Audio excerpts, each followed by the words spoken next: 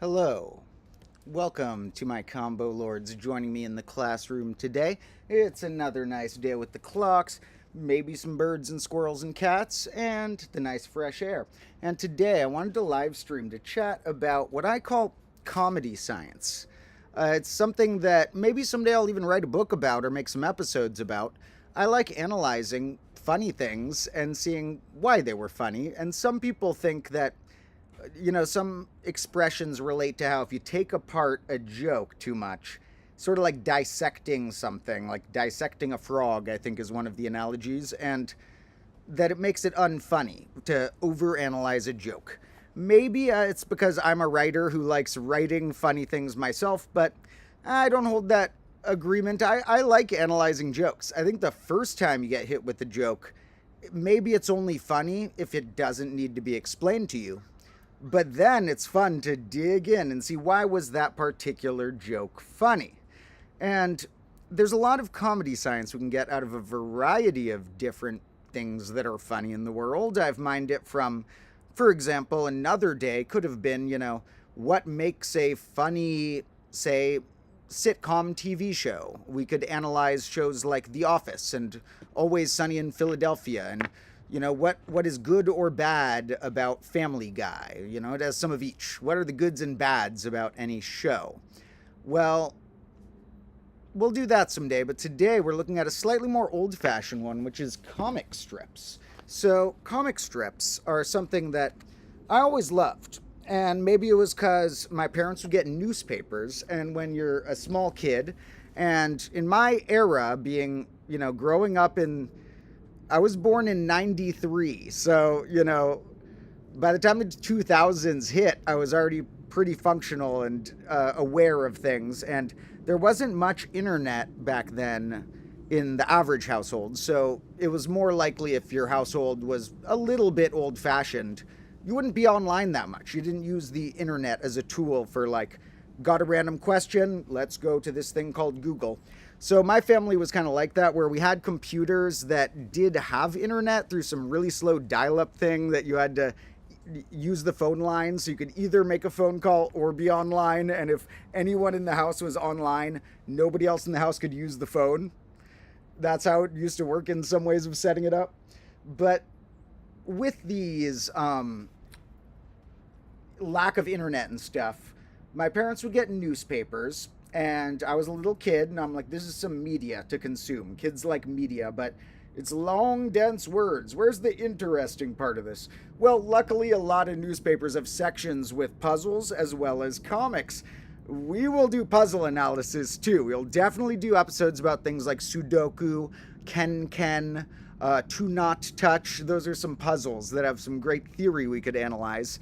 Especially, I love this one called To Not Touch. I used to do that a lot when I was in a dark state of mind recovering from some injuries and stuff, and I think I might be the fastest person on the planet at To Not Touch, because the creator of it had this tutorial. That sounds like a really weird brag, but I genuinely think if there was a To Not Touch tournament and I rebrushed up my skills, I would win the world tournament in that one specific puzzle, because it's slightly lesser known than Sudoku. And I spent a lot of time figuring out how the mechanisms in it worked when I was in a dark state of mind and stuck at home with an injury. And that helped me. Thank you to Crazy Dad, who, we're going to pull open the internet soon to be looking at some comic strips. And while I'm on a brief tangent about puzzles, because those also show up in newspapers, which make me think of the comic strips in newspapers, I will note that if you need some good puzzles, I love this guy's site I found. So I want to oh, dang it. It's doing the thing where it's frozen on the first screen I had. It's not showing you Crazy Dad's site. Crazy Dad's site, I will have to re-pull up. We got to make a new, I don't know why it does this. Someone needs to, let me know. Anyone else who use OBS, let me know, which is like a common streaming middleman software thing. I am such not a tech guy. Let me know if you know why anytime I set up a screen capture, once I actually start the screen, it's frozen on the first thing I tried to capture, and then I redo it during the stream, and then it works if I want to change pages, even though I had the same setting. So it's like, I can almost not set it up correctly in advance, but I'm sure there's a way. I'm just not a tech wizard. This is where you should go if you need some cool puzzles. This website really helped me out in some dark days. Someday I will hit up Crazy Dad and I'll tell him that his Two Knot Touch, awesome puzzles, very simple, very awesome. You get a grid like, there's also Three Knot Touch. They're also called Star Battle. But I think he even likes the name Star Battle more, which is the old-fashioned name for them. But I think New York Times wanted to call it Two Knot Touch, or maybe he liked that too, I'm not sure.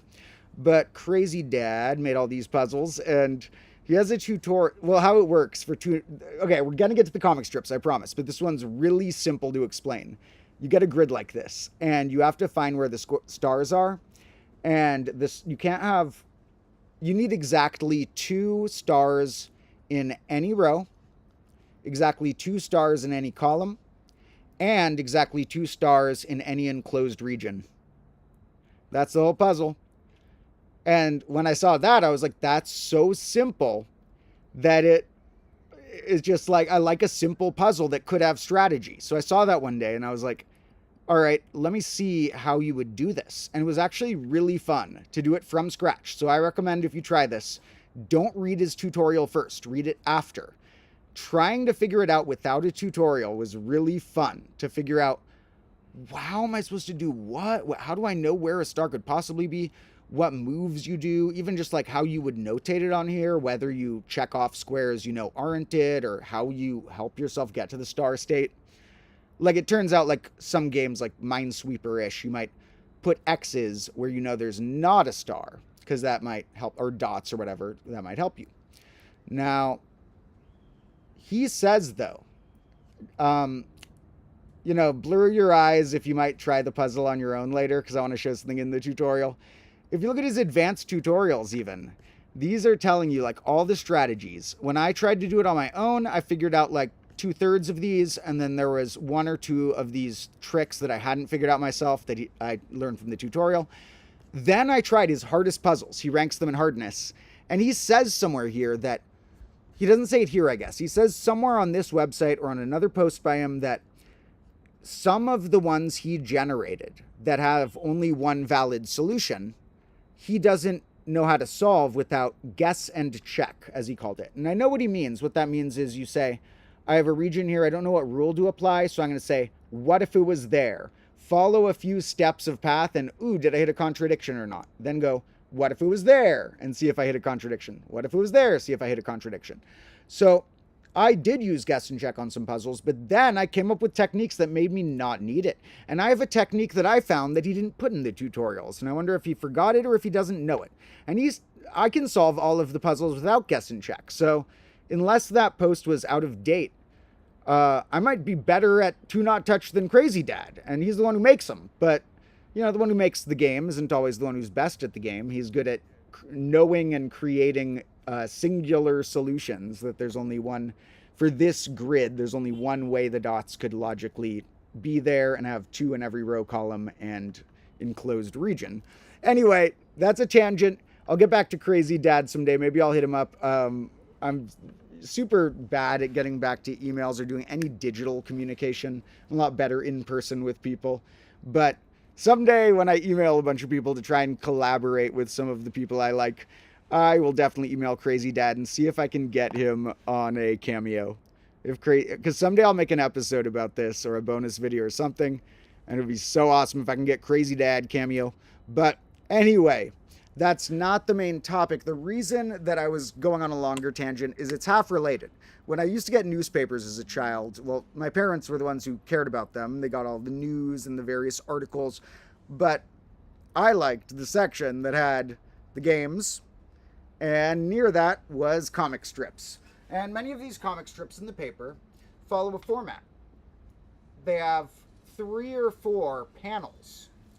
We'll say 3 for here. Some use 4 as their main, some use 3 as their main. The way it works in the newspaper, and this guides what many popular comics create their art as, kind of like as a YouTuber, there are certain things that my art has to be within the realm of to a degree. I pretty much get to do what I want and what I want to make content of and what I think is good content, especially on my Combo Class channel, newest episode linked in description. But to to a degree, I have to be like, if I make like a 3-second video or a 4-hour main channel video, that's not that good for the YouTube thing I'm building right now. Or there's certain things that are a mild degree of a game mixed in with me getting to make projects I'm proud of. But here, the game is that on 6 days of the week, the comic strip creators, because they want it in newspapers and they want to fit along with what newspapers do so that they can be in more of them, have 3 or 4 panels. They get a small stretch, a little zone. And then on Sundays, you get a longer comics section. On Sundays, you get tons of comics. You get a few pages of them. And in some newspapers. Not all newspapers still do comics. But, in fact, my parents had a newspaper inside, didn't have comics anymore. And I think it might have used to. I forget which one it was. But the newspaper they had in there didn't have comics. I brought some comics, though, because in addition to liking the ones in the newspaper, I also got into them enough that I would ask for them for presents or use my allowance on them and stuff like that. And especially the libraries where I read most of them, but there were some that I bought for my favorite series and some of my favorite. As a kid, first let me say one that was I really liked as a kid, but now I'm not going to hold it up as, now I'll give it a B grade. And as a kid, I would have given it an A or an A+. Maybe I'll give this an A- or B+, was this comic Foxtrot. And we can see the format here. You get 4 strips on one day, 4 strips, 4 on one day. And then every 7th one is longer. And that's the structure. Kind of like how YouTube has less restrictions for what I have to do. But, for example, if you're a TV show, you're going to be either 22 minutes or 44 minutes or something often because you go in between ads. So they need to be you are half an hour minus ad time or an hour minus ad time. Makes them all pretty similar length. Sometimes having a box you're forced into isn't always a problem. I mean, it's better to be able to leave the box when you want. If I want to make a longer or shorter video, I can. But whereas they couldn't make a longer or shorter episode of The Office unless they really pushed for the network to change something. Or do a double. You have to do either all or none. You got to double it so we take up an hour minus ads instead of half an hour. Being in a box sometimes can actually help creativity because when you have all the resources in the world, you're what do I do with this? And when you have a box, you're okay, I have limited tools. I gotta use them to paint something, if you were Picasso. And maybe it wouldn't have helped Picasso to have a billion shades of paint at his disposal, already mixed and ready. In any case, with comic strips, we also can analyze, with the 3 or 4 panel thing, a relationship to what is called the rule of threes. The rule of threes shows up in many different things, and it will come back in episodes because it relates to why the word threeven should be in the dictionary.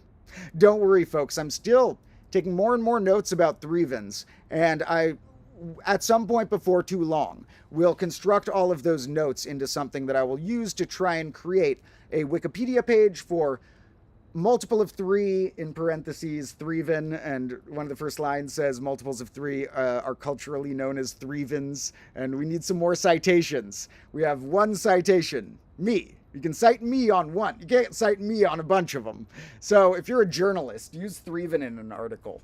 Now, and use Domotro in combo class. Then someday, if I ever get a Wikipedia page, that'd be so cool. But you don't just try and make me one now because they'll take it down. Someday, though, that's to me, I love Wikipedia. So people have their own metrics for how much they have made it in their field. Some people, it's a job. It's very clear. I got the promotion. Other people, getting the YouTube plaque for one of my channels was a metric that I liked hitting. And I'll be proud when I hit the YouTube plaque on my other, technically better to me channel. But, I just can't say technically better or main. I don't know. Subjectively, that's my better channel, despite having less subscribers. But when I hit the plaque on that, that'll be a metric. One metric for me will definitely be if I get a Wikipedia article ever. Then I'm oh boy, I made it. But don't worry, we won't if we ever get super far, because I'm going to keep working really hard and we're going to build this thing. This channel is not that old. It's about a year old. If we ever get famous, we won't let the fame get to our head. Don't worry. I won't let you all become yes men. You're allowed to mock me. You're allowed to say if I ever am doing something, if I ever get rich and get cocky, you're allowed to tell me. And don't worry, we'll donate all the money to charity anyway. I don't want a fancy car or whatever. So it's really not, or I don't know how much fame corrupts people compared to money, but I feel like money corrupts people at least as much as fame. So if we get famous and rich, and we'll get rid of all the money just in case. Don't want any corruption. Just give it all to some projects that help the environment. Now, the rule of threes shows up here in terms of a type of rule of threes that I will make an episode about someday, because I have found it interesting to map. Sometimes it's funny for this to be here. It's hard to say what I mean, but it's like this is a lot.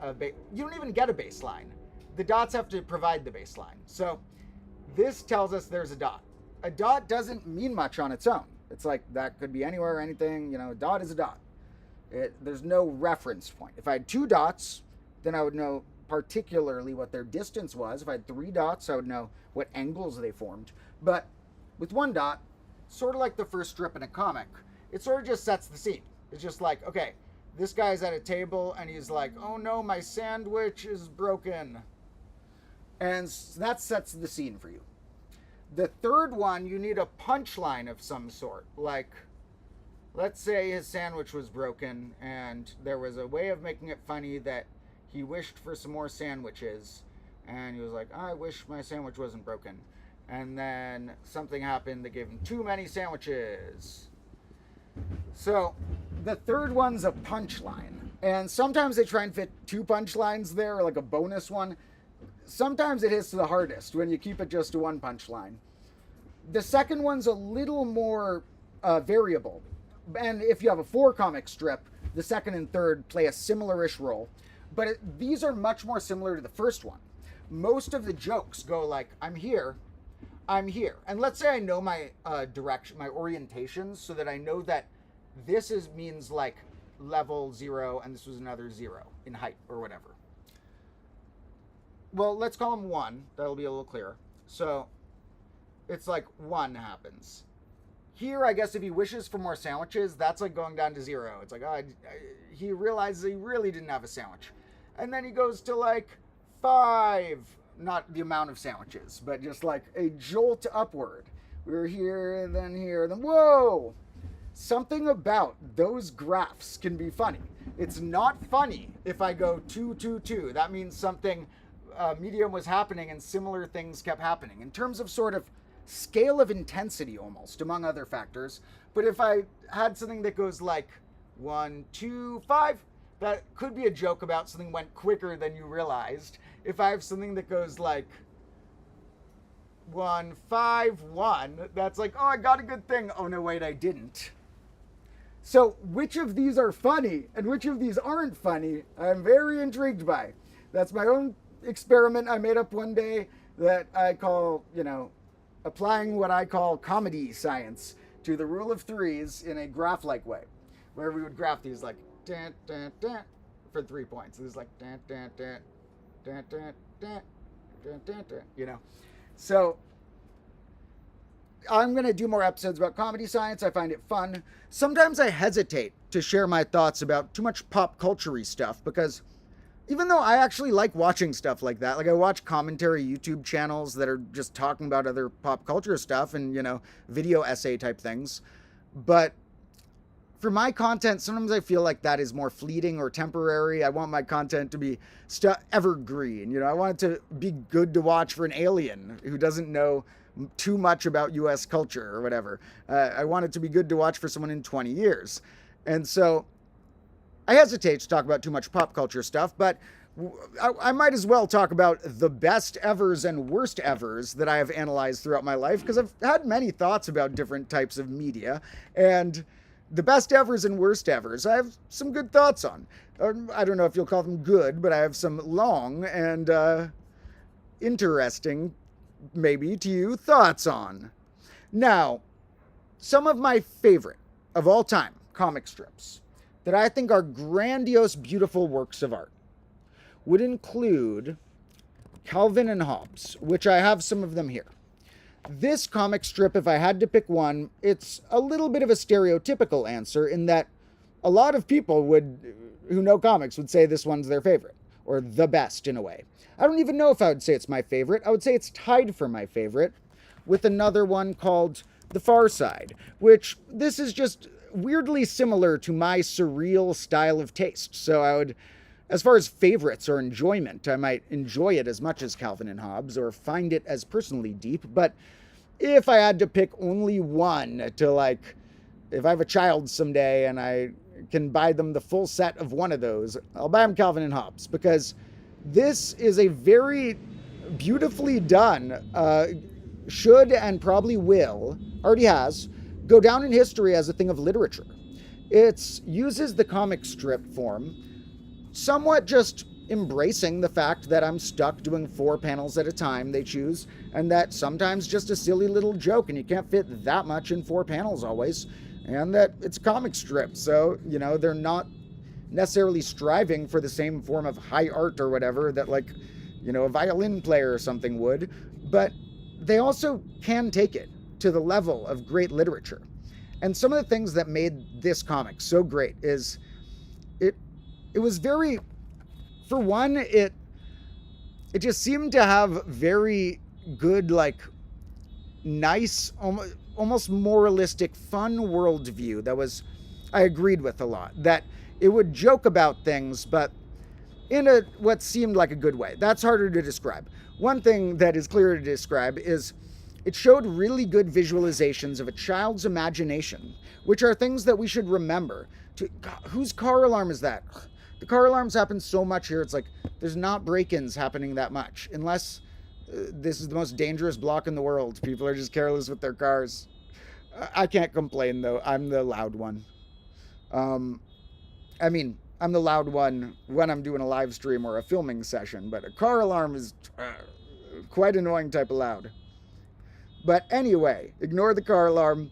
The Calvin and Hobbes imagination representations would, you know, that none of the weird planets they're going to, or here they're zooming off into space, they're on another planet there. This one is called Weirdos from Another Planet, this collection, because they meet a little weirdo from another planet. And they're very, like, overall nice to the thought of aliens and fun and silly, but they are living in the real world. It's just going down the rabbit hole of imagination, but in a good way that captures the spirit of imagination being quite fun and cool. It also has a nice demonstration of friendships and family dynamics that I think is done well, where, you know, in there they will fight and stuff and get in arguments, but on the underlying level, it's showing a loving friendships and families and such. Now, The Far Side is a much more surreal one that I also recommend. Before we go into, I actually haven't even touched on the bit from the title, which I will get there to, which I'm saving that for last because that's like the main section. So I'm sort of getting the other ones out of the way. The Far Side is a very surreal one that just has these single square strips. And the Far Side strips are very weird, but there's another really weird one we'll see later. These are weird in a very clever, clear way. Each one is a joke. And, you know, I don't know if they have an easy way to view these, because this one, I don't know if he's printing it anymore, but might still give us some comic collection. So, how about Old MacDonald's Farm? So this is on his comics about a farm. So these ones actually, while being really surreal, those are just the farm ones, there's other types, are clear jokes. Each one of them is well thought out and has a really clear, good punchline. So in terms of almost like, if you can digest surrealism and are okay with maybe not getting all of them or not all of them hitting your funny bone in the same way, it's one of the most punchline heavy types of comic strips because each one packs a punch. But I don't know if everyone would put it on the same level as this, but I'd love something about its strange, hilarious world. Now, one other one that's a little different, so I'll go really brief on this, but because I'm kind of going more for newspaper style comics today. There's all sorts of comic like things, there's animes or mangas and stuff, and graphic novels of all sorts. We may get to those later, but for most of today, I'm talking about that sort of 3 or 4 panel, and once a week you get a longer one, sort of newspaper type strip, but one that wasn't, or maybe this was in the newspaper, I'm not sure. But before the guy who made The Simpsons, which, by the way, was actually funny in the first few seasons before they got not as funny anymore. The first, some amount of seasons, 7 or 8 seasons or something of The Simpsons, were actually funny, and then might not be worth watching too much after that. But the guy who originally created that made something even better. Life in Hell. Life in Hell is this comic strip that's about these weird bunny-like humanoid things, as well as other characters. It had a lot of different worlds. It wasn't very much... it didn't have the same continuity of, what to expect from one to the next. It might be about a different character in the world or whatever. But this was darker. This one I thought was really cool as a kid because it was not only well done, but it was sort of edgy when I was really young because they're talking about, more dark humory stuff. Not in a mean way to anyone, but, talking about things like, I don't know, drugs or suicide or violence or, depression or traffic and weird stuff, Now, I guess they go into some of the subjects, and it makes it sound really depressing there. And maybe it is a bit, but on the big scale, it also has some strange humor to how it looks at the world. Now, maybe I couldn't find the book I have of this. I have one of the collections. Someday, maybe I'll show that whenever it shows up in my closet or whatever. Same with The Far Side. I couldn't find the paper book or two I had of these. I read many of these at the libraries as a kid. I loved the library. And to note, there's a stigma against libraries, maybe in culture against younger kids at least, in that I felt sort of too nerdy by going to the library or something, or other kids would think I wasn't as cool if they saw me going to the library. So I was kind of shy about it. I was I hope, I'm going to the library most days, but I kind of prefer when no one sees me because I feel the kids from my class think I'm all into books or something. But that's silly. Let's break that stigma. Going to the library is super cool. The library is an amazing resource. You can just sit there and chill and look at different options of books. And when you find one that you think's cool for you, you get to beep it off at a little thing and take it home for a while. So libraries are an amazing resource. People should take advantage of them more. Some even lend out tools. Many lend out DVDs. I have so many Looney Tunes cartoons that I ripped onto a hard drive somewhere one day, or that allegedly I may have ripped onto a hard drive someday, possibly in an alternate timeline, from library DVDs, because they had every Looney Tunes, and I realized that at some point in high school or middle school. And the books too, a lot of books. I would go to the library, and once or twice a week I would go there and get 10 books, and then I'd bring them back. Half of them I wouldn't be as into when I started reading them. That's okay. You don't need to read it. You can return it a few days later. And, I would bring a few back, get a few more, and then read half of the 10 pretty quick because kids' books can be a lot shorter at times. And then go get more. And they did have some comics as well that were fun when I was particularly on the younger age. But, in combo class, we do have to remember that the younger seeming activities I have been getting some great depth in re-exploring, playing with bubbles again, or looking at comic strips again, which at a time when I was, a teenager or something, I might have thought, oh, I'm past that phase. That was something I did when I was younger. Now I more so think, these are things that I will be into in a random phase once every couple months or years or whatever. Like a Rubik's Cube. I get into trying to relearn the Rubik's Cube for 1 month every 3 years. And then I forget about it in between. There's a lot of little things like that, and, I probably won't be going on comics very long because I have a lot of other projects that are absorbing my mind right now. But that was partially why I wanted to make a live stream, was in case I don't think about comics again for a while, and then 2 years later, I get back into wondering, is Garfield still being made or whatever? speaking of which, our main subject that I wanted to use as an example of what might make a good cartoon versus a bad cartoon. Because, like, for example, some bad okay, we'll go into bad cartoons in a minute, but the main example I want to give here are two orange cats. You gotta know Garfield, and don't worry, I'm not gonna force you to read too many of them, because although I had them as a kid, and some of the earliest Garfield books were kind of funny. They weren't the best comic strip ever. They weren't quite on the level of these, but it was kind of fun. It was a guy who had his cat, and it had jokes. And as time went on, he kind of stopped putting the jokes in it.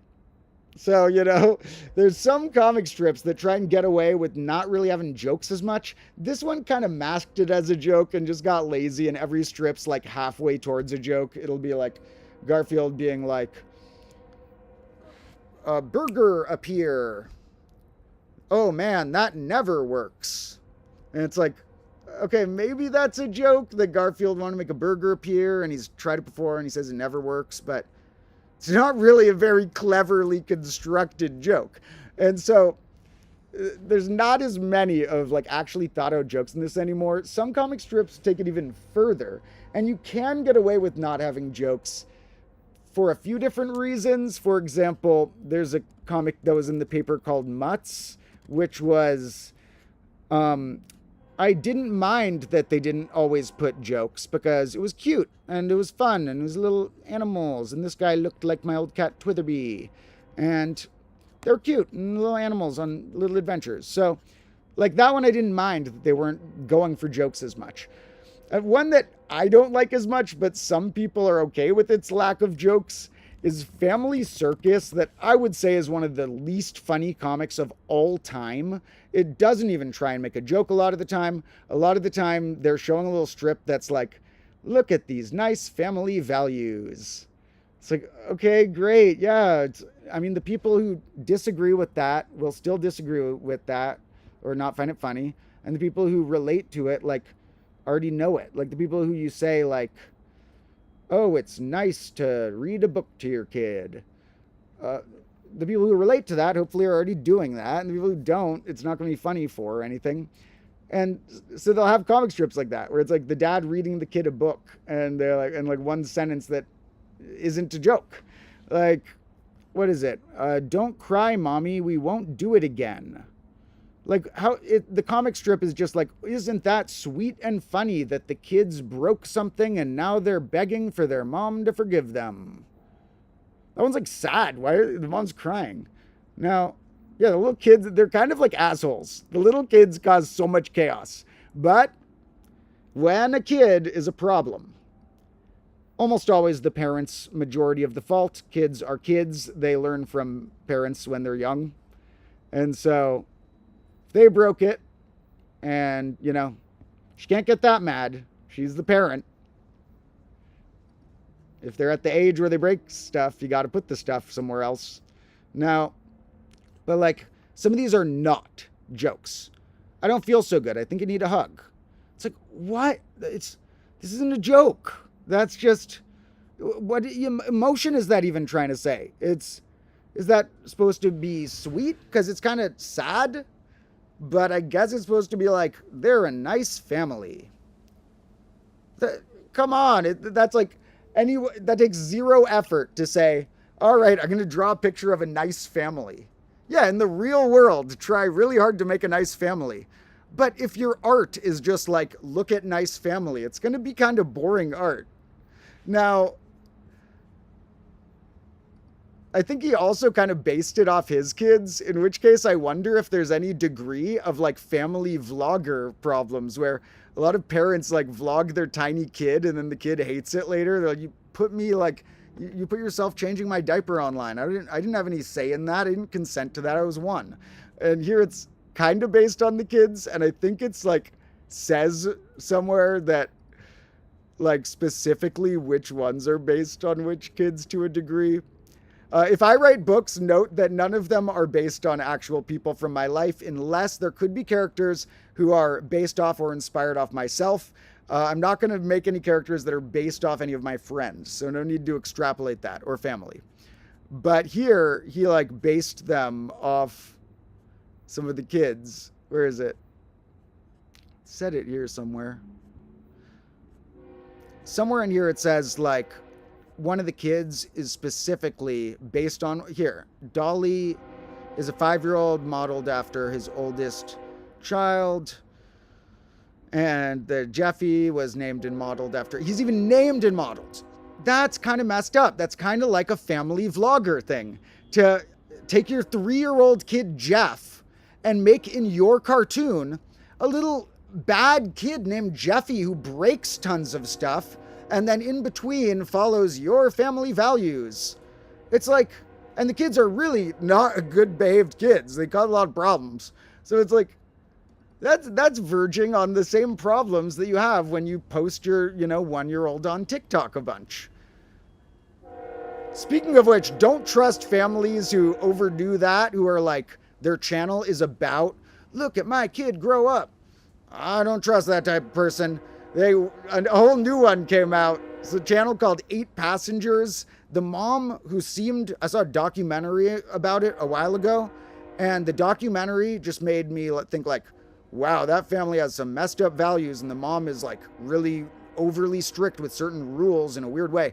But the mom like did crazy stuff to the kid and is now arrested, and the kid like escaped with duct tape and like duct taped so he couldn't move and escaped all malnourished. So more evidence that maybe don't trust somebody as much or at least be skeptical of the behavior. If somebody's channel is based on, look at my kid grow up, from a time when the kid was too young to consent to that or to know what's going on. Because not every kid's going to want to do that, so you're deciding for them. I wouldn't have minded. I happen to be the person who's like, I like footage of me being out online, but I'm not everybody. And I probably would have minded because the families who do that aren't spending as much real time with the kids. They're faking the interactions.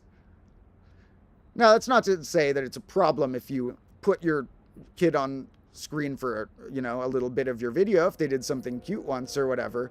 But, make sure don't show your kid doing something that could be embarrassing when they're going to grow up, because, especially if they're too young to agree or not.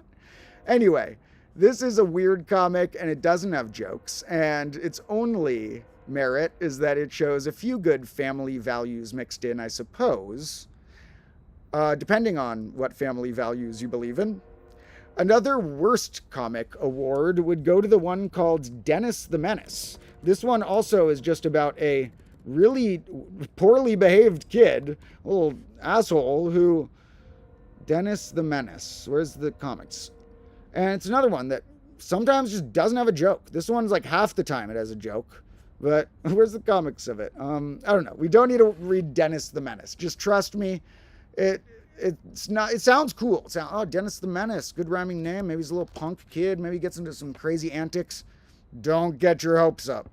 So those are some pretty worst ones. But really the worst comics award of today is going to go to one called Dilbert for a slightly different reason. It is a very boring comic. As a kid, I thought, it's about offices, and I thought maybe I don't find it funny because it's for adults more. Maybe someday, if I'm an adult, I would like Dilbert, and that if I had the right taste or right amount of office job experience, that I would suddenly like Dilbert. Well, no, it's still not only not very good, it sometimes has jokes, but it's not very, it's not high art or close to it. But also, turns out the creator is incredibly racist and has some other terrible opinions. And not only did he start putting this like token black character in there that was kind of making fun of the guy for race-related things, and making fun of, they put a black guy who was saying that I identify as white. Oh no, I'm back to identifying as black, to try and like scam the system or something, that he would go back and forth on what he said his race was. And he was using it to mock black people and to mock transgenders or people of that type, people who identify as different pronouns. And so when I say that mockery is good, remember, I mean mocking a silly thing someone does. Don't mock a type of person that is cruel and has caused so much problems in the world. You don't mock a type of person for their race or for what they want to do with what they want to call their name or whatever. So, not only that, but then the guy, if it wasn't overly abundantly clear, Scott Adams of Dilbert made a very long rant about how, on film and released it on purpose, about how he thinks white people should not hang around black people ever and should avoid them for safety. So this guy is a crazy racist. It got his comics. This one is somebody referencing that in his style. You can even see half of the stuff here is mockeries of it, or at least that first one. But it got his comic kicked from all the newspapers. So that's kind of funny because yeah, it's newspapers, right? They're like, no, if you want to start putting weird racist stuff in the comic, that's your choice. And it's our choice to not want that in our newspaper and stop paying you. So that will get worst comic award. Best comic award will go to one of these two. Or this, for a completely different reason, I have fallen in love with the utter off-the-wall, insane, nonsensical nature of this comic called Heathcliff. And for people who saw that a few times and are like, is that just the Garfield-like cat? That didn't seem that weird or out there. Let me show you what I mean. It's a whole rabbit hole. Garfield is a not that funny comic, like I said, it was funnier in the early days, sometimes as a joke now, about this cat who, oh, I love lasagna, I hate Mondays, and I got this owner named John who's really nervous around girls and stuff. So, and these are some of the other characters. But there's this other one that came before Garfield.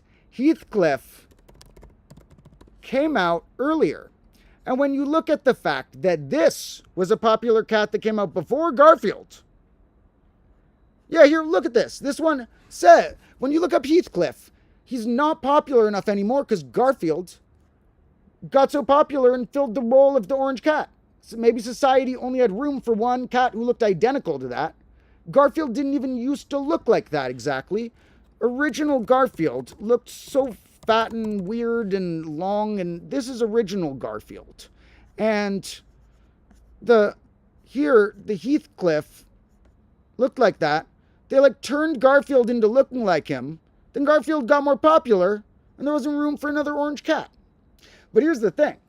The Heathcliff comics, which originally were written by one guy, and at some point he either retired or died or something, and now his nephew writes it. So it did, although it switched the writer at some point, it's not like when many strips do that. It sort of has the same vibe. And it's, they must have had some similar genes in the family or sense of humor or whatever.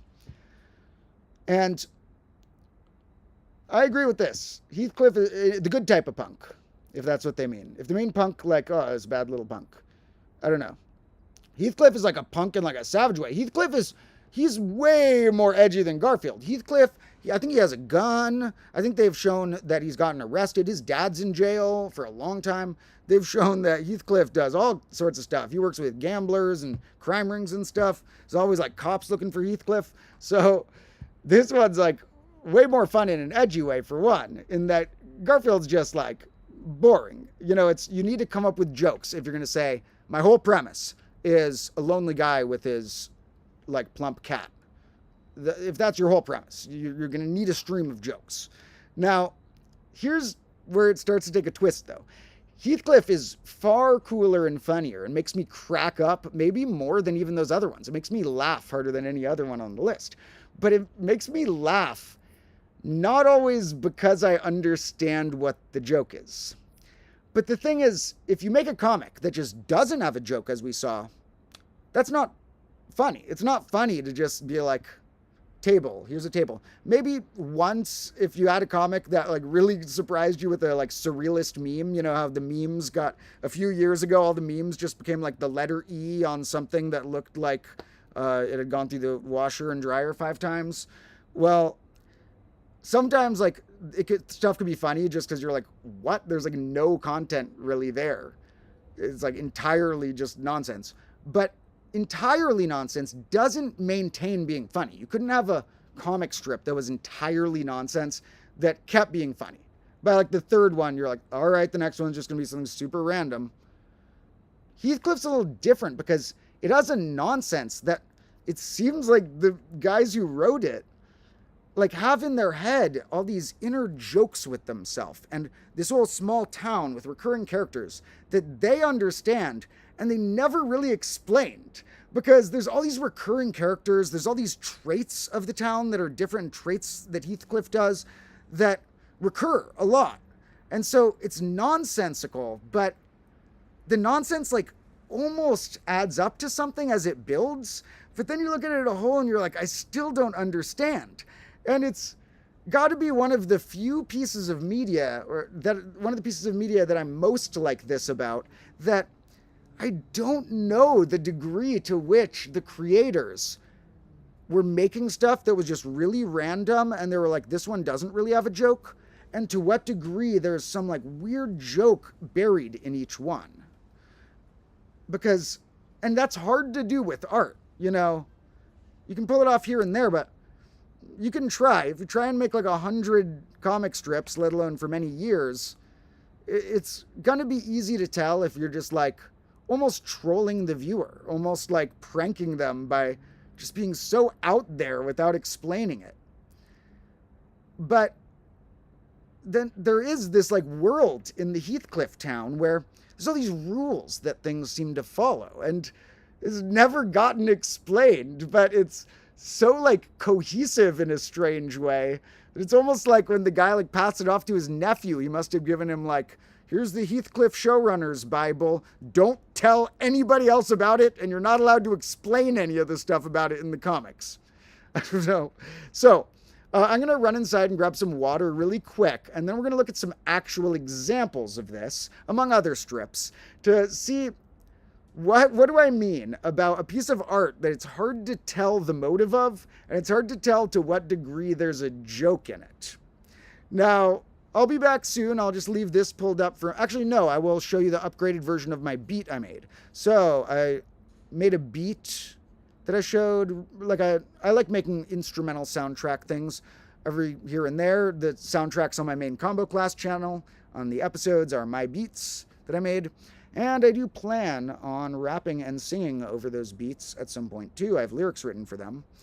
And I made a new one for fun like a week or two ago that I showed an earlier version of on an older stream. So while I run inside for a brief intermission, I might as well let me switch the audio. So I'm going to switch it so you're hearing from my computer. I might as well show you folks this beat. And in case it takes me longer, although I'll start it at the beginning, I'm going to put a loop thing on.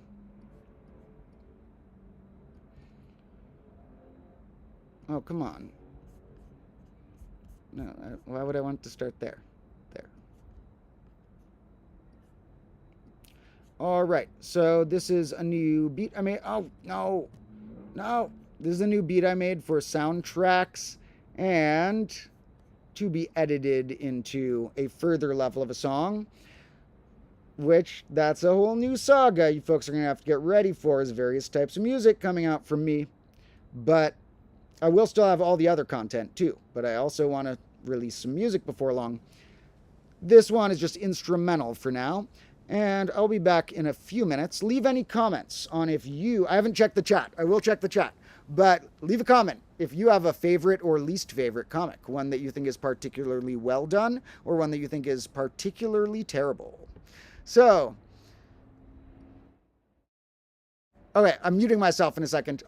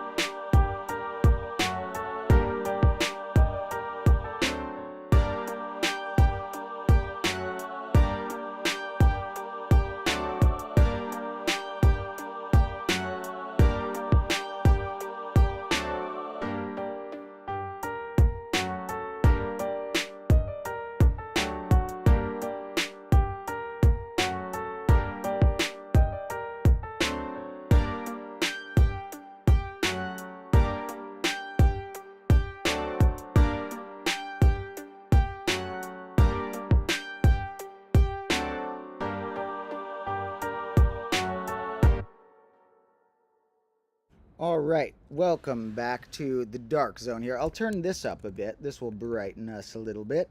Although I don't need to be very light because we're mostly analyzing some comics here that now we're going to look a little more in depth on. You see, on these comics, I'll brighten myself a bunch but shrink myself.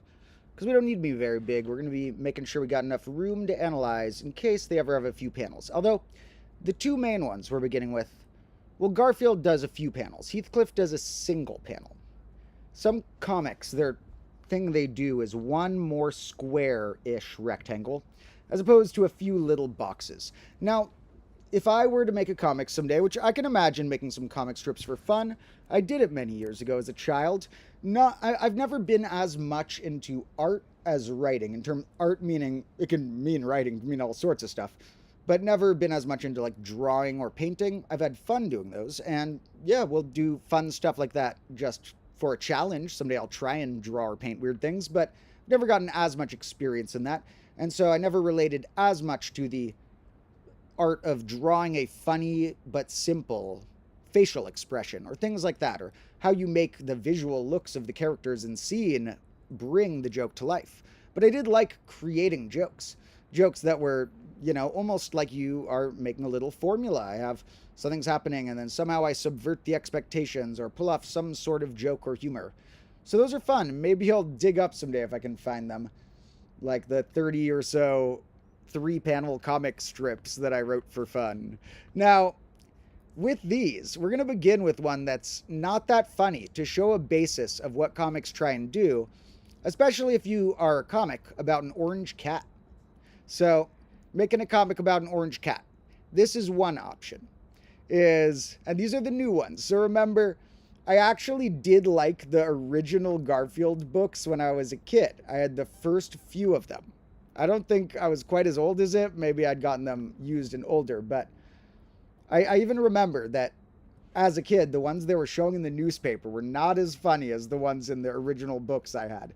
This guy just stopped trying to a degree at some point.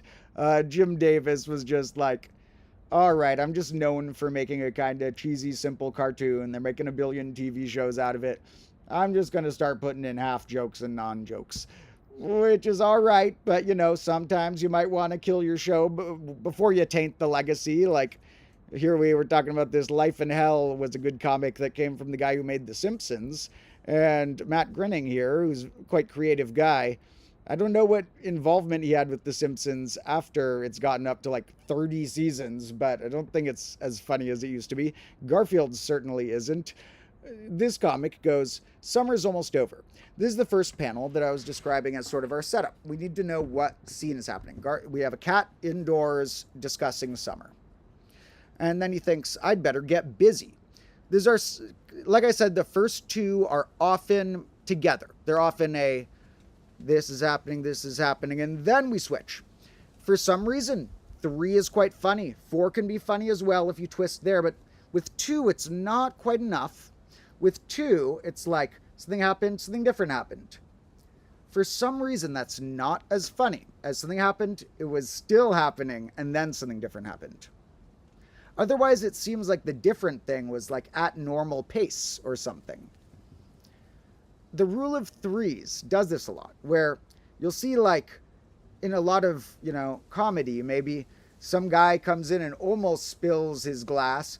Then the second time he comes in and almost spills it even more. And the third time he either like is overly careful in a surprising way, or he comes in and like his glass is a giant thing of foam around it because he knew he would spill it, or he like does spill it, but it's way crazier than you expected. A lot funnier if he does that on the third time than the second time. Fourth time would work too, but it's almost not necessary. Now, for whatever reason, the Calvin and Hobbes guy felt he wanted or needed 4 panels to tell the jokes. And I get it. I can imagine doing that, maybe, if I were to write a comic like that. 3 would be hard to tell all of the jokes you'd want to tell. It's a very limited space. It's almost like a haiku of sorts, like in terms of its limited amount. Which is why in some ways it is harder to make a short thing good. And to me, a great artistic goal. Can you write a funny sentence? That's hard. like on its own. The sentence, you don't get other sentences leading to or from it. Pretty hard. Even how about a paragraph? Starting with that.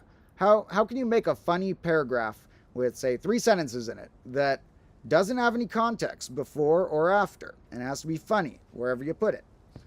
Well, pretty tricky and an interesting challenge. Sort of like similar to that you want the very beginning of something you create to be like a hook and to capture people, whether it's a video or a song or whatever. In this case, you almost only get the hook. It's like you cut it off after the hook and you need it to still feel full in a way. You can't have the viewer read the 3 and then go, I felt like I needed another to finish the joke or to resolve something. Sometimes they do multi-panel ones where it's not fully resolved till the next day. But I admire the comics that can pull off a single 3 or 4, or square, having a joke, or making you laugh for perhaps other reasons than having a clear joke, which we'll see in Heathcliff. But here in Garfield first, the joke here is that he says he's got to get busy because summer's almost over. We think, oh, the viewer's expectation is like, okay, when I'm doing Garfield right now, note that I'm sort of jokingly overselling it. I'm going to try and make it sound funny, even though it's not very funny. But the joke is that Garfield, we expect him to be like, since it said summer's almost over and he has to get busy, that he's going to be like out on, like actually on the beach or hitting the gym or doing something summer. He's going to be out like meeting friends out in a park or something. But he says these beach party movies aren't going to watch themselves. Oh, Garfield, it's summer, so he likes watching movies about the beach because he's so lazy that he's not going to leave the house. Now, that would arguably be funnier if you didn't have the rest of the Garfields, because when you know that the joke is usually that he's too lazy to do something, and so he like does the lazier option, we could have guessed it would be something similar to this. If I didn't have the third panel, I might have guessed like it's going to be something related to his cat food bowl. And if I was told, no, it's not that, I might have guessed it's probably something related to the TV. There you go. But here, the one before, he asks, Odie, is the dog here? This dog was introduced not right at the beginning, but close to the beginning, and is a pretty much main character. One of the weird gags is that it's not that funny. I don't really like this aspect, is that like Garfield kind of hates and abuses this dog. Garfield like kicks him around and stuff, and he's really dumb, but we never really hear his thoughts on anything. They don't give him like as clear of stuff as Garfield, like human words like this. We'll notice him we're hearing. Bark, bark, bark, bark, bark. Garfield's not saying this, he's thinking it. And that's, if anything, like maybe, I don't know if comics had done this before, but maybe one innovative thing we can give to Garfield's credit. Kind of interesting to have a comic where the guy and the cat, the guy will get the talk bubbles that are talking, the cat will only get thinking ones. We're not going to necessarily make it a cat that is human enough to talk, like a lot of comics have talking animals, but we'll make it one that's human enough to be thinking these thoughts. Kind of neat to have both types of text bubble in it, but if that's your whole innovation, like I said, when you start doing something for so many years, you got to keep your projects fresh. Not everyone does this. Some people like making them mechanized, and I just don't think the mechanized draws as good of humor or drama or anything. That's why I like, especially with my combo class channel, but to a degree with my streams and shorts and stuff as well, I want each one to try something new that I've never tried before. I also want to maintain the good things I learned about filmmaking from before and keep some running gags and keep some filmmaking skill things I do, but I want to add something at least that I've never done before. Ideally, something no one's done before. And so, yeah, my advice is, Jim Davis, you should spend 1 year actually trying and then wrap it up. Then maybe you can quit on a good note. Or get all meta about it. Have a joke about like some weird glitch in the universe was making Garfield more dumb or boring or something. Turn it into some crazy fantasy sci-fi thing where it's like Garfield changing shape and becoming boring is part of the plot. Now, what's this joke? Okay, I'm not going to kill you with the Garfields. We're going to go to the comic I actually like soon. But, and I got to admit, as much as it is mockable and it deserves us pointing out that it rarely has jokes, I have a little bit of nostalgia or soft spot for Garfield because I had books like this as a kid. It was a different shape. It was a flatter, longer one of the really old ones when it was just like the first ever comic. You saw him get Garfield at the beginning. You saw him be like, I'm going to name you Garfield and stuff like that. Those ones give me a little nostalgia for it because they were a little funnier and sweeter. There was like, at first there was like, oh, sometimes they visit the farm. And it was funny to see when he goes to the farm and sees his farm relatives. Now I'm sure if you see the farm relative, it's just going to be like, Jim Davis was probably like, all right, it's the farm. We got to make him do some silly hick type thing that we're going to have the cousin be acting like a farmer boy stereotype. And we'll have John not understand it. Or we'll have Garfield try and eat some food out of it. Or be lazy. Those are the gags. Or this guy is nervous and not very socially adept or whatever. Doesn't, understand social cues and stuff very well. And is a little bit annoying of a type of nervous guy. Like not necessarily nervous, shy around everyone. Like, only nervous, shy, maybe around the girls he has crushes on or something. So this is like a slightly annoying, but also a little endearing, probably a little bit autistic or on some spectrum or something. Not that that changes whether he's a good or bad guy in any degree. I'm just pointing out, I would guess, not that it was necessarily made with that in mind, but this guy definitely has traits of being on a spectrum a little bit. And his cat. And the jokes are basically that he doesn't get stuff, that he's like, what happened? Oh, I don't understand. Or that he's like, Garfield, you ate all the food. Or that Garfield's trying to turn something into food somehow. Or that it's like, Garfield, or that it's Garfield being like, I'm not going to do that. I'm going to actually be doing food or TV. So how about this one? There's one about him being lame. It's in high school, I played air guitar. I was different, played air accordion. I'll give a C grade to this one. It's not as bad as the others because it has a unique image it captures in your mind. Oh, an air accordion. It's not funny really. But it at least, I haven't heard, it makes me imagine, what else air stuff could you play? So that's not the worst, but some of them are just pointless.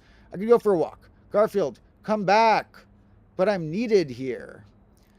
Once again, this could be funnier if you didn't have the rest of the Garfields, but I guess I didn't mention he also likes to sleep a lot. If that wasn't implied when I said a lot of the jokes are about him being lazy, him wanting to go back to sleep is another very frequent one. Now, I wish we could just see a list of a bunch of them in a row. Here's Sleepy to see what's the joke. Wants food is the joke. Socially awkward around girl is the joke. Oh no, it's not. This one, those are usually when it's that, but Garfield pops in. It's actually the joke is that Garfield shredded the drapes. I'm not sure what category this is because it's not really a joke. It's just, Garfield shredded the drapes, so he was busy fixing them. It's that's not a joke to say that you were busy fixing drapes as a response to someone else saying that they were busy. He actually is busy. The joke would be if he pretended he wasn't busy, but he actually was, or he was busy for a really weird, surprising reason, which a cat shredding drapes, let alone Garfield, is not surprising. So, Jim Davis, come on, try harder. I did like your old ones. Sorry. I have a nostalgia for the comic. Now, we're going to go to the one that looks like a spin-off of Garfield, but came first, and is his cooler version. Heathcliff is like a cool, crazy Garfield, but it also doesn't always have jokes. So what makes it better? Well, in this case, it's sort of a surprising combo of surrealism and somewhat being actual jokes and having this lore that sort of builds about different things. It somehow makes it funnier when the nonsensical thing is done again, and you sort of have more of a clue of what they were trying to do with it because you have it in two contexts, but you have barely more of a clue. And as an example, of what we're going to have to see is a few of the really random things here are, there's this character called the garbage ape that they put in that makes, they never explain why their town has a garbage ape or what it means or why these rituals occur. This one's says, cats rejoice at the garbage ape's approach. So, like, this is almost more like building lore than a joke. It's like telling us when the garbage ape comes, the cats get hella hyped in the town. Now, this one says, that's another similar one where it shows Heathcliff loves the garbage ape and the bird's saying that. This one says, be of good cheer. It's the garbage ape. This shows that he has a Christmas hat and they're playing Christmas music. This shows that there's like a garbage ape version that comes out for Christmas. So it's some sort of tradition like that, maybe. This one says, we're all thankful. It's another one like that. He does a Thanksgiving version. The garbage ape ones are maybe less on the any joke end. They're just, this weird guy just shows up somewhere. The garbage ape. He dabbles in wizardry, it says. This says, the garbage... and then some of them are like taking weirder directions. I didn't know he had a blimp, and all the garbage cans are like floating. It's this whole weird image of him. And whenever we see him, these birds are commenting on it as well. This one says they like the garbage ape, and they have this sign. There's this thing where they have things labeled in a very surreal way. And they can't talk. Heathcliff doesn't talk to the people, and neither do the cats. But, so you know how Garfield, he doesn't talk, but he has a thought bubble to tell you what he's thinking? These animals don't talk, but they have weird signs that they use that, in this case, makes sense. It's like, okay, they put up the like sign and dance around to show they like the garbage ape. But sometimes the signs really don't make sense. Here's one more of these ape aid. The garbage ape makes ape aid, courtesy of the garbage ape, and they're in line. It's a long line. So these ones are sort of like, and they're spread out. So these aren't all in a row. It's like out of all the years of Heathcliff, every once in a while, it's just like, okay, the garbage ape again. And at first, if you see that, you're like, okay, there's no joke there. It's just random. But it's like, what is their big plan with this? Sometimes I haven't seen nearly all of the Heathcliffs, and sometimes it gives me like a big clue that makes the other ones funnier. Sometimes they like kind of get funnier because I realize some trait the garbage ape must have. Now, about the labels they have, he has these helmets that this is just so surreal and weird. Let's see if this, okay, so this is I'm using somebody else's page we're looking at. I just clicked one that seemed to show pictures, but it is on a page. So shout out to this person's site. And this is like a newer one. They've been tracking it. The newest, the helmet cannon. Oh, the garbage ape. The garbage ape without garbage. They collected the ones where the garbage ape doesn't have garbage. They fell in love beneath an ape moon. The ape! And he's just coming in a tank. It's like, what? The ape's sidekick, Chimp. Now, those ones are just, I don't necessarily laugh out loud at these, although sometimes if I'm flipping, when I was looking through the recent ones and it just like came up again, I'm like, garbage ape again? It did kind of make me laugh, but the helmets are even further. Hey, helmet. Oh, there's more. The Heathcliff helmet. Oh my God. This person has really cataloged this. So, this is the type of thing he does. He doesn't know how to talk. So he wants gravy, probably. This is my assumption here of this one it's that he's using the gravy helmet to communicate with the people. I want gravy. So, to a degree, sometimes the helmets are what he would say, but sometimes they're more like his mood or other weird things. Here, though, they say he's wearing the gravy helmet again. And he just sits there all nice wearing his gravy helmet when he wants some. Here, though, it's like he's selling kale helmets, and it says, business is slow. Because, like, I can see that there must be some sort of joke buried here, because business would be... the helmets sometimes refer to food a couple times. He had a ham helmet once. And... oh, the ham helmet. So...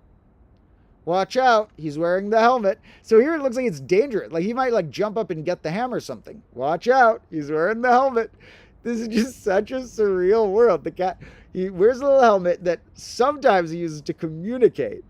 But here he's selling helmets, and the joke that must be buried in here somewhere must be related to the fact that people wouldn't buy kale as much as they would buy ham or gravy or things like that, because kale is maybe like an underappreciated vegetable by some, or not everyone. It's harder to get someone hyped about. But as for the reason of what these are being sold for, who would buy these, or what's going on here, I don't know. And we just see the other ones they have here. They had more of these. They have cataloged the helmet ones. I thought we were just going to have to go like Google Images or something, but the deep, is it the same thing? No, it's just a response. Oh, wait, this one says the gravy one makes the ham watch sense. Makes sense. And feel free to leave your own explanations if you think I'm just not getting these or something. Be careful with the food and watch out, because if they drop it, Heathcliff will get it. He wears the helmets to protect... no, I don't think that's right. I don't think he wears them to protect his head from falling food. There's some form of communication, but it's not just words he would say. There's like... in this universe, animals can do a lot more, and they represent weird things with labeled things, because they can't talk.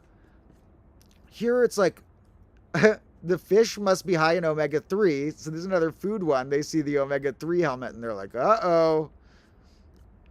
Here it's, he's wearing a peas helmet, and so the guest at the dinner says, how long have you been vegetarians? So this one like implies that everyone in the town, or at least the family friends, know about the helmets. Know that at least Heathcliff is the main one with the helmets, but others have them sometimes too, I think. But everyone seems to know that they communicate some certain things, because this guy saw the peas helmet and said, like, he's not wearing the ham helmet anymore, so how long have you been vegetarians? So, unlike Garfield, where an individual comic would be funnier without the rest of them because they repeat a lot of the same jokes, these sort of repeat the jokes, but they make each other funnier almost. Like, this one and the ham one make each other funnier. And they're not all in a row. They're spread out over many, many years. This is older than Garfield. A guy ran it for many years, and then his nephew has been running it for many years. We can look up in a minute today's Heathcliff comic, what they put out today. But first, we got to see the rest of the helmet canon. Do we see this one yet? Yeah. There's one more. Oh, no, it's the same one. Dang it. Any more helmets? An important... oh, there are more, I think. Oh, no, gravy. Okay, I think we got these ones. Let's first look, because they probably missed some.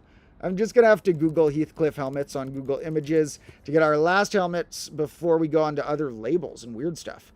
So, this tells more about the lore. He has the ham thing.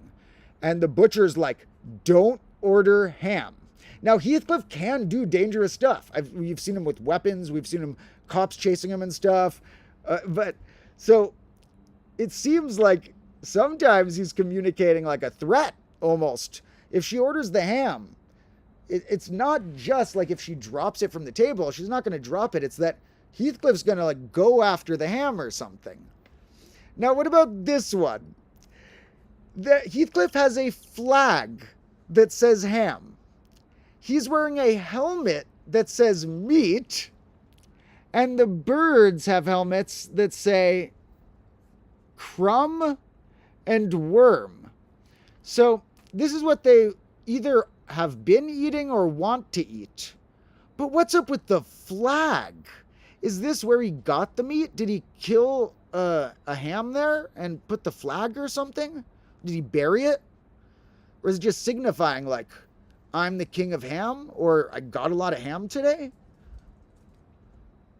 So these, as I was going through these, sometimes I would just crack up from being baffled of, it's not complete nonsense. It's not just like a meme that's deep fried and the letter E stuck on it. But it also doesn't really ever, sometimes, but rarely, add up to a typical, what I would call, joke, as far as a single strip, or even as far as the whole lore. It's still so many holes in the explanation as for, like, what these characters know and do and what the things in this town mean. This one, there's a jet writing ham in the sky in letters. It's like they take these weird, surreal things they've done and they blow them up to bigger scales. And there's something weird and like hilarious and almost beautiful about it to me. Here it just got real. He saw some pigs walking down the street while he has the ham helmet. But here's the thing. They're not always what he eats. This one, it says shrink on her helmet, which is a term for a therapist. And his says cat. So here they're like wearing helmets to like show their identity. And when this happens, it sort of blurs and crosses over with what the helmets mean. And are the helmets different than signs? Like here he has silly helmets. He's selling helmets. His says helmets. It's like he has the meta helmet. His sign says silly helmets. They're saying, I don't get the helmet thing either, which is sort of like a meta joke. And he's selling ones that say, but here's what I love. Most comics would cut it off at like, we're going to make a meta joke. We're just going to say, oh, we'll joke about no one gets the helmets. But there's also sort of a joke they were trying to make here, where these are helmets we've seen in different comics. And these are the ones he considers the silly helmets. Say moo, bro, hey, robots, meat, fish. Can't see what that one says. This one says dirt. And he says, that helmet makes me nervous. Why? Is it because he's going to eat dirt or what? There's a lot of vagueness. It makes you use your imagination a bit, which is good. It's who wants to see, a comic can't tell you that much of a world in a tiny frame like this. So it'll be better if they tell you a tiny world and make you wonder about further worlds. This one, his helmet says nudes, and it says, I preferred when he did landscapes. See, look, Heathcliff's a little edgier than Garfield. He's about to paint someone naked. He's about to get a naked model and paint them. His helmet says nudes. Now, this one's weird. Well, they're all weird, but this one is bro. The term bro comes up sometimes too. Like, look, here's another one. Bro. They all have a helmet that says bro. There's a sign that says bro. He has a balloon that says bro. And it's like, okay, what is going to be the phrase at the bottom that somebody's saying that'll explain all this? And it looks like it's a fish saying it. Bro. This is like modern art to me. There's something really weirdly genius about something going on here to me. But I do like surreal, strange things. And it also just caught me by surprise so much that it was making me laugh out loud on some of them more than a lot of other comics, even the really best ones. So where's this other one? That was the other bro one. There was, oh no, Heathcliff helmets. Bro, there's a lot of, so here, they have little helmets and he says, write your own helmet, son. Here's bro. So this implies they need to write something on their helmets. Maybe bro, because that seems to be common. But it seems like bro is what they have maybe when they're like being friendly to each other or something. I don't know. When they're in a certain mood. And these guys, it implies here that the son asks like, can you write my helmet's word on it, Dad? Write your own helmet, son. Here's another that makes me nervous where he's going out for some fun. Whereas Heathcliff bro. What's with all the bro that they put everywhere? Here it says elocution class, and he's teaching mice the word bro. Here, everyone has bro shirts, and it just says, it's a beautiful day in the neighborhood. So I think bro is something of like related to that they're not going to attack each other, that they're like in a good mood toward each other. Here it says it's become a local holiday. So there's like the world evolves sort of, it seems here. Like people have been like, Heathcliff started selling helmets at one point. Now he's gotten bro popular or something. Heathcliff sort of like infects the whole town with his, whatever this means, his traits. A local holiday is hanging up bro flags. He also had the meat flag. Here it's a close relative of the dude fish. Bro. So, here he has a balloon called Bro, and she says, "Must you take that everywhere?" So it's like, I feel like I'm missing some context that was never given. I'm 99% sure, even if I go through all the Heathcliff comics, they never really explain this. But it's like, the joke here somehow, on some scale, is that it's funny to imply that Heathcliff takes this everywhere. Now, here we have Bro, Dude, Guy, and Chief, and it says, some sort of miscommunication. Here, that's Heathcliff on the side and some bros. Bro. Hasta la vista, bro. I don't know what's up with the bros. Okay, so he has a thing called Bro. Oh, they're wearing Bro helmets. He's coming for the fish, and they say, let's hope this works. Like, they made Bro helmets, because in this universe, wearing the Bro helmet might prevent him from eating them.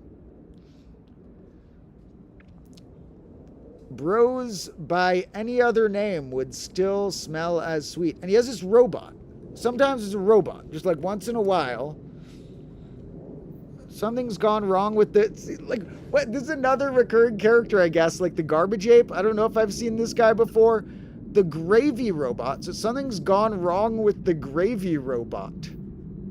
We've seen gravy on a helmet before. They combine all these weird things of like robots and helmets and flags. And here it says, the meat robot was once just a dream. And now Heathcliff's walking off with a robot that says meat on it next to a meat shop. And, this is another one where Heathcliff's painting naked stuff. Another one of his robot nudes. Heathcliff does some edgier stuff than Garfield. Like, I think he had a gun once, didn't he? Look. Heathcliff, that one, did he have a gun? Or did someone draw that in? There was one where he had some sort of weapon. Maybe it was a knife, I forget. And then there's like Heathcliff, cops. The cops try and get him sometimes. Same old. His helmet says crime. He's getting arrested. And this implies that it happens a lot. And he's walking the mice. So these are very strange. I'm not sure exactly to what degree they're like almost trolling the audience, or whether or not that's the case, to what degree they think that it has a genuine joke in these. Because it's like almost adds up to it. It adds up to it in a very surreal way that, like, if you blur your mind's eye and don't pay too much attention, it kind of like fits all together. And this, Heathcliff's crazy. He wears the helmets, and there's the robot, and there's the bro. And then you like unblur your mind's eye, and you're like, what is going on in this strip? Is there a joke? So I want to hear your opinions. Do you think that's funny at all? And do you think it's interesting art at all? Or do you think it's absolutely as nothing as like a Family Circus or Dennis the Menace? Now, let's see if we can see today's. So they're still going.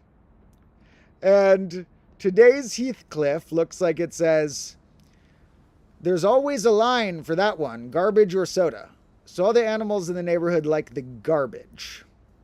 Let's look at a few of the recent ones. This is going to show us like yesterday's and the day before. Yesterday says, He's at the forefront of the Humpty Dumpty craze. And it's a guy sitting on the edge of a wall with a giant egg suit. So that one sort of makes sense as a reference just to Humpty Dumpty to a degree.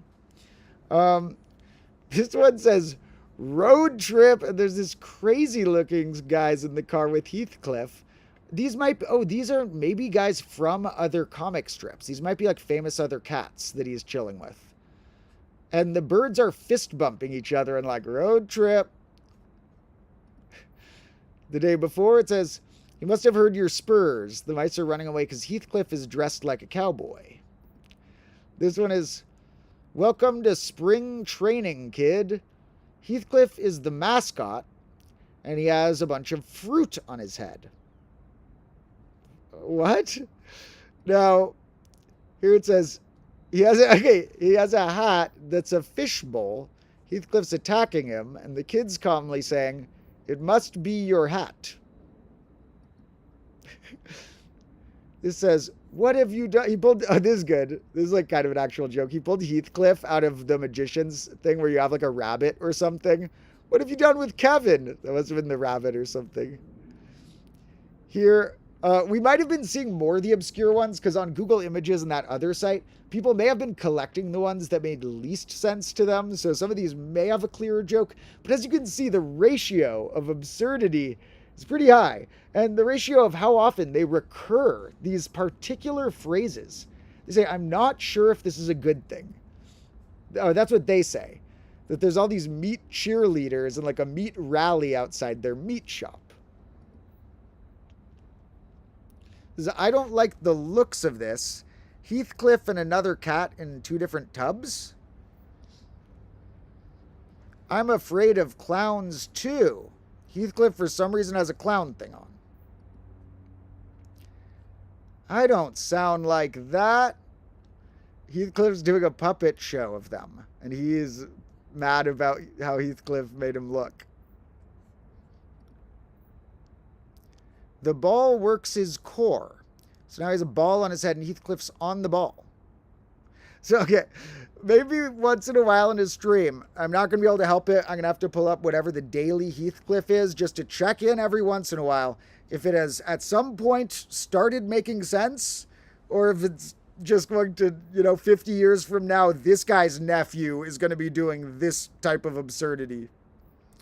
Pest control, cheese hats, and that hasn't worked. The hats signify, or it's sort of like a helmet / hat, signifies a lot about communication with the animals. But sometimes flags do too, and I don't know.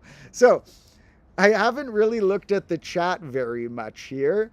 Let me take like a 2-minute break again. Just going to run inside, get some more water.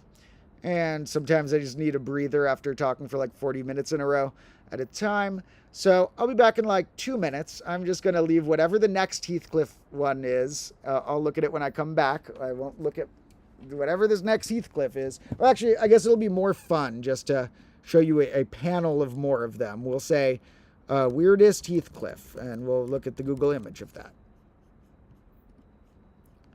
So these are some weird Heathcliffs. Now, leave a comment on what you think in terms of, is that good art? And if it is, how or what are they doing here?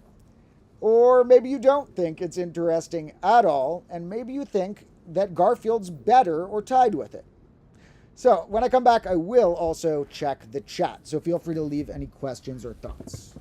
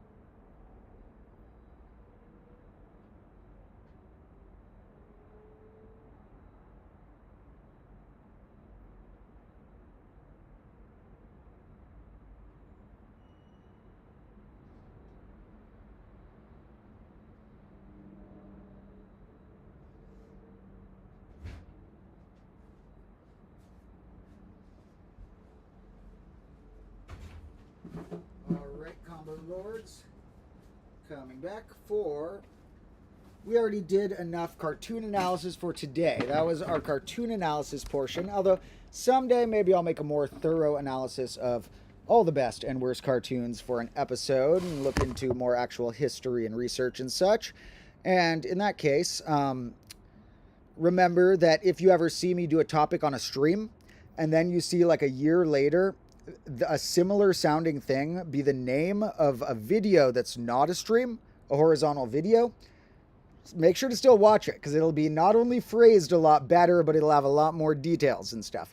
The streams, they're a lot more freeform, so I never get all of the thoughts that I have in my brainstorms out in the streams. It's almost just like, what do I remember from my brainstorms that I have to share here? But then I actually go through the brainstorms sometimes and turn them into cool projects. I will go through the chat in a second. First, I'll note that the next episode, I still have a bit more filming to do. I have a lot more filming for the next one still, but it'll be a fun one. And I have days of filming lined up, so it should be out maybe Monday or Tuesday. And it is going to be about something that I said I would do a while ago. Something that a lot of math channels at some point do their version of saying this, but mine, as usual, is a little different. And sometimes, you know, my episodes are a completely new thing that nobody's titled a video. Like, this is how magic cards have to do with blackberries and prime numbers or something. But that was a few episodes ago. But sometimes I do have to just do the combo Domotro version of a classic mathematical question or topic. And I try and put some twist in it, like when I did the Collatz conjecture. I don't think many channels, I hadn't seen any that had added the binary aspect that I put in my episode about that. So, for example, the classic ones, I always want to make sure I do them in a newer, creative way, because I don't want to make videos that have already been on YouTube. So I knew, you know, there's got to be like a number file probably about the Collatz conjecture. There is even a Veritasium video about that and other channels, I'm sure. So you have to make something different if you want to be proud of it, probably, unless your goal is just how many views you can get.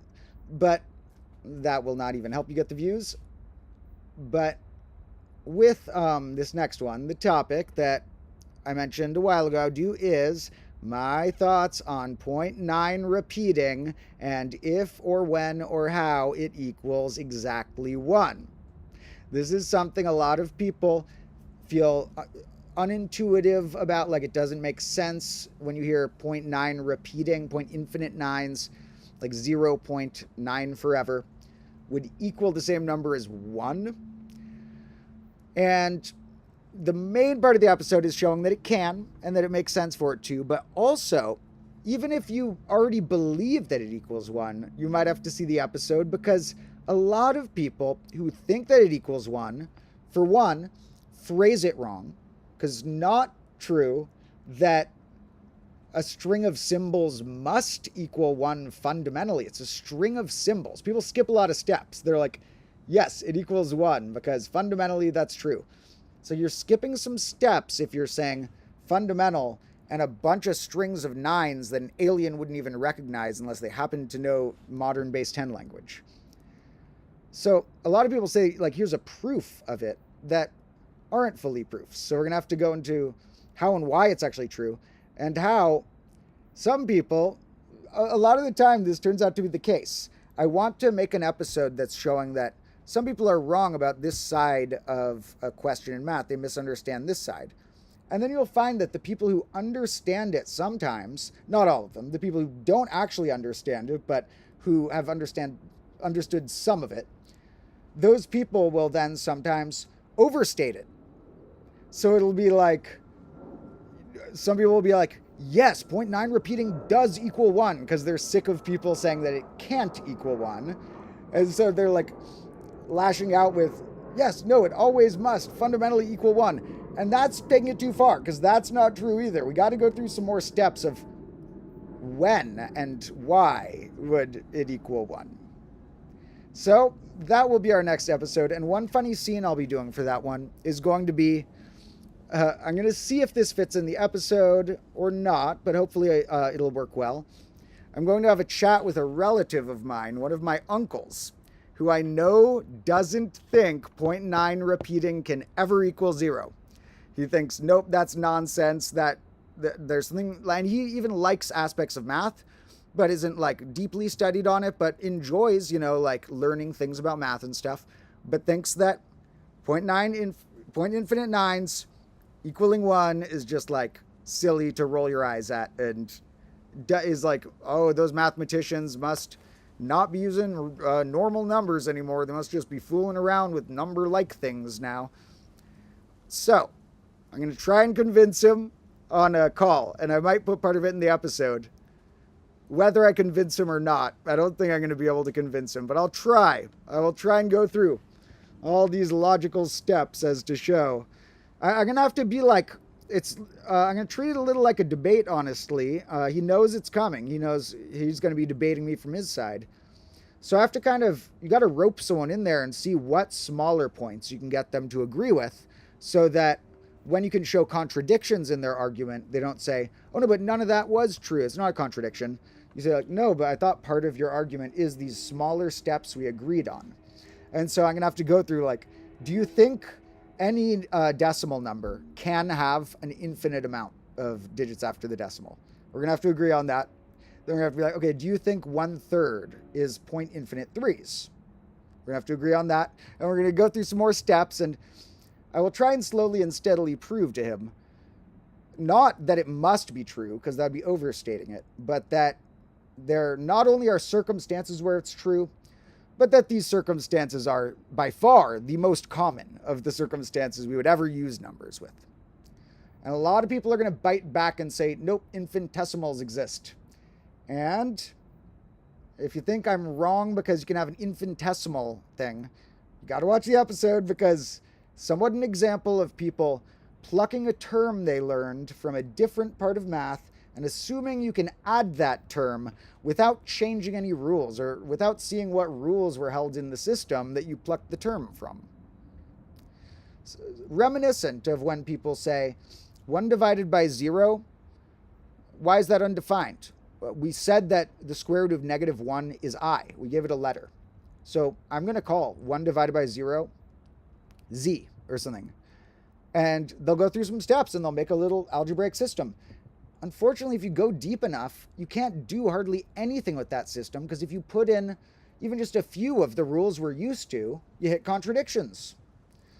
And so people like adding stuff, but you got to remember that some things, if you add them, you had to look at what rules it accepted. And if you don't know, you have to build it from scratch now. You got to say, I'm trying to invent a number system where 1 divided by 0 is Z, and where I can prove the commutative property holds, and the associative property, and the distributive property, and I can prove that 1 plus 1 is 2, and I can... So, you can't just assume all those things when you add the new term in. Some people take it somewhat that way, where they say, well, I could just make a system where point infinite nines is different than 1. And, I'll give an example of systems that are like that have more flaws than the system where 0.9 equals 1.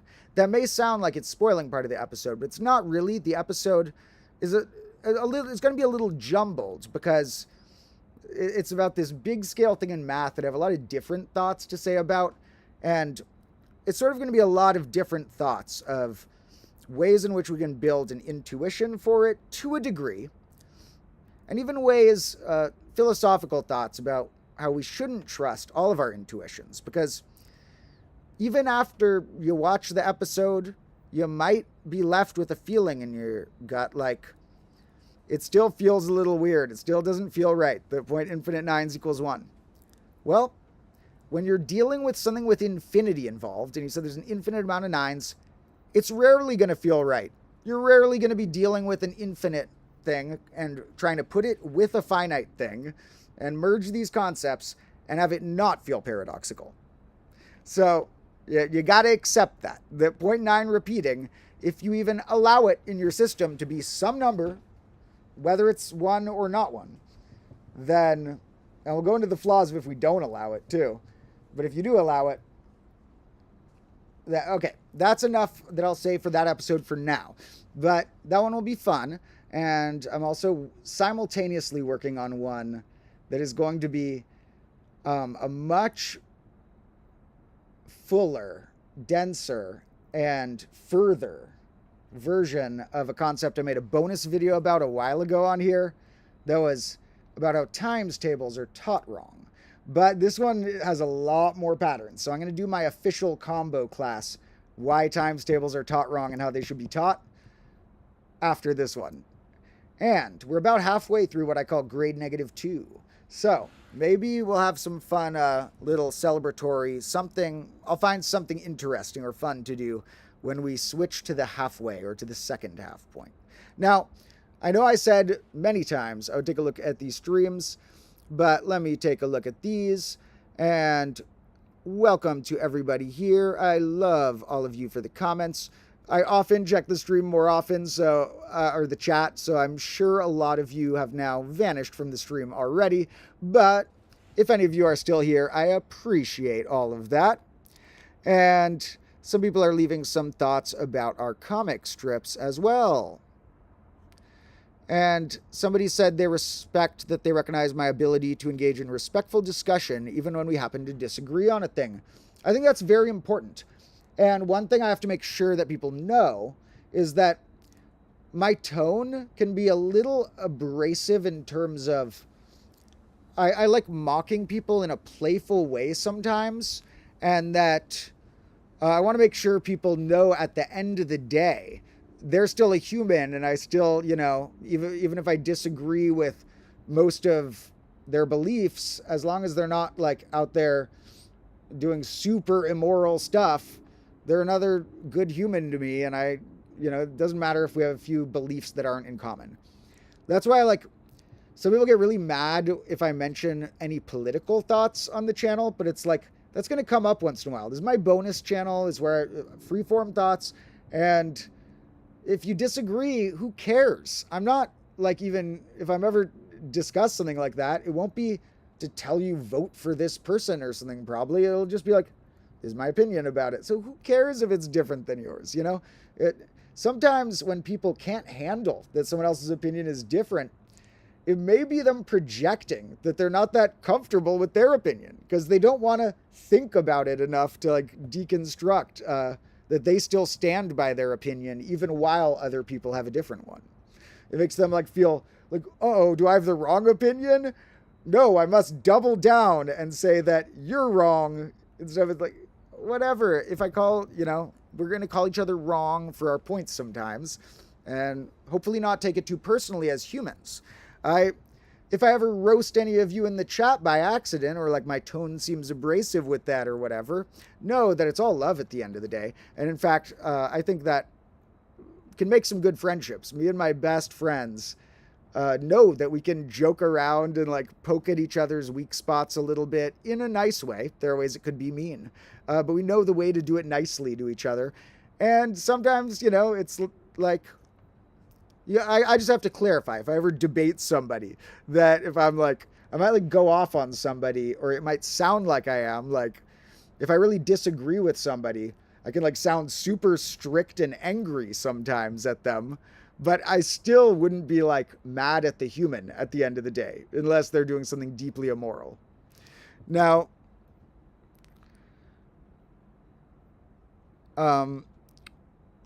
let's see what else we got on here. Lots of fans of random comics and stuff. And lots of good Heathcliff thoughts as well. I'm going to have to look that one up every once in a while to see what it's doing, because I had just checked in on it a year ago. And I was like, it's still doing weird stuff. And then I forgot about it. And then somehow it came up in my notes that I remembered it from some note led to comic strips today, and I was like, oh yeah, Heathcliff, because I was thinking about my favorites ever, and it doesn't come up right away because I didn't read it as a kid. It wasn't in the newspaper I had as a kid. The Calvin and Hobbes might have been for a minute, but then he stopped making them at some point. He cut it off at a good point, so they're all classic. And this didn't go the Simpsons or Garfield route, Calvin and Hobbes. And similarly, it didn't go the route of Garfield, or even Heathcliff did this too, where they make a billion cartoons out of it. They made cartoons of Heathcliff where he talks and where he's not as much of like a strange to know what he's doing, punk, psycho, almost like confusing, surreal entity. So the cartoons are like sort of dumb it down and make him act more Garfield-y almost. Like, not that that's the personality, but closer to just, okay, I'm a talking cat who's like gonna get up to some cartoon antics, as opposed to being like, I don't understand. I'm almost scared of him because he's such an enigma. He's like definitely done some crimes, and I don't know if this is a crime or not because he's such an enigma. But in any case, that's enough of those for today. I'm going to wrap up our stream, I think. Somebody asked about Nancy P. I assume that's another comic. I don't remember that one, so I'm not sure. There are some other ones maybe we'll look at in the future, but if anyone wants to read any fun ones, you can find most comics online for free, like on their website or whatever. Calvin and Hobbes, Farside, and Heathcliff are some classics, but Heathcliff I'm still figuring out if it's good or not. I don't know. That's hard. I usually have an opinion about art. I'm like, maybe it's sometimes I have to like watch it twice or something, or read it twice, and then I can think like, I'm not positive about if this opinion will change. A lot of opinions change, but like at this moment, I think that these are the things it's doing well. These are the things it's not doing well. These are some of its goals it was trying to achieve. These are if it did or didn't reach those. I cannot do that calculation on this crazy cat. So, I'm going to read through more of them on my own later, but I am going to wrap up the stream now. Make sure you stay tuned in, for I am still behind on just finishing some edits on a lot of bonus content for this channel, and I've just been spending more of my time focused on the combo class episodes, which, like I said, I like to try new things I've never tried in each episode. This one I tried a new surreal sort of shot for the intro. So this one's leaning a little more towards surrealism, so, though I'm sure there will be some crazy chaos, but maybe I've less falling clocks and stuff, because sometimes I like going towards surrealism a bit. And then probably the next one will have like 50 falling clocks again. We'll see. In any case, I love you all. Thank you so much for joining me on my little live streams, which are casual, but I always have some extra notes in my brainstorms to chat about, and I like to just check in, and it's fun. So, stay tuned for the great new 0.9 repeating explanation coming out in a couple more days on the Combo Class channel. Make sure you're up to date on those older ones. Recently, I made a playlist of all of grade -1 in order. So if you go to the Combo Class channel and look at a playlist on the bottom, that's a good spot if anyone needs to catch up on watching grade -1 like a TV show, because it has running gags and evolutions, and I make it on purpose to be something that if you came after the fact and had never seen it and you watched it in order, it would be almost better in a way than if you're live watching them spread out with other content mixed between and stuff. Watching them brand new is fun. People like clicking new videos, but these would almost be better if you could just go through in order, and you can do that for grade -1, which is already finished. So check out that playlist if you haven't seen all of those yet. I love you all. I'm going to wrap up because I have some other stuff to work on, but I will be back with some bonus content before